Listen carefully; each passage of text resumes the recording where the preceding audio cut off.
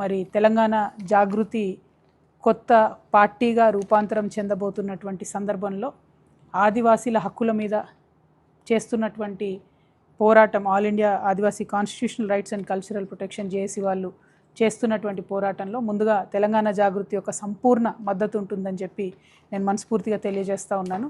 కేంద్ర ప్రభుత్వం ఏదైతే ఆదివాసీల హక్కులు హరించే విధంగా పేసా చట్టానికి తూట్లు పొడుస్తూ షెడ్యూల్ 5, 6లో ఉండేటటువంటి ప్రొటెక్షన్స్ అన్నిటినీ కూడా తొలగిస్తూ, అదేవిధంగా పోలవరం లాంటి ప్రాజెక్ట్స్ కడుతున్నటువంటి సందర్భంలో దాదాపు 3 లక్షల మంది ఆదివాసీలు డిస్ప్లేస్ అవుతున్నా కూడా వారందరినీ కూడా వారి వారి గ్రామాల నుంచి, అడవుల నుంచి తొలగిస్తున్నప్పటికి కూడా వారికి వాగ్దానం చేసినటువంటి మౌలిక సదుపాయాలు ఏవి కూడా ఇవ్వకపోవడం అన్నది చాలా దారుణం.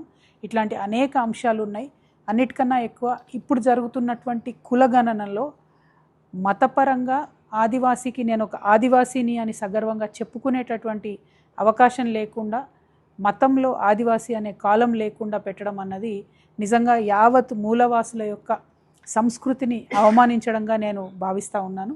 వారి ఆత్మగౌరవాన్ని నిలబెట్టుకోవాలంటే కేంద్ర ప్రభుత్వాన్ని నేను డిమాండ్ చేస్తూ ఉన్నాను.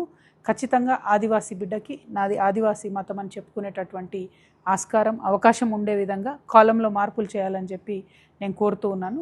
దాంతోపాటు మరి భాష ఏదైతే ఆదివాసీలది ఉంటుందో కోయతూర్ భాషను 8వ షెడ్యూల్లో చేర్చాలి అని చెప్పి డిమాండ్ చేస్తూ ఉన్నాము. 12 కోట్ల మంది మూలవాసీలు ఎవరైతే ఉన్నారో నిజమైన భారతదేశ సంస్కృతికి ప్రతినిధులైనటువంటి వారి గౌరవాన్ని కాపాడే విధంగా రేపు రాబోయేటటువంటి రాజకీయ పార్టీ, మా రాజకీయ పార్టీ ఉంటుందని చెప్పి తెలియజేస్తూ, మీ అన్ని పోరాటాల్లో కూడా నైతికంగా మీకు మద్దతుగా ఉంటామని చెప్పి తెలియజేస్తున్నాం. Thank you. జై తెలంగాణ, జై తెలంగాణ, జై ఆదివాసీ, జై ఆదివాసీ, జై ఆదివాసీ, జై ఆదివాసీ, జై ఆదివాసీ.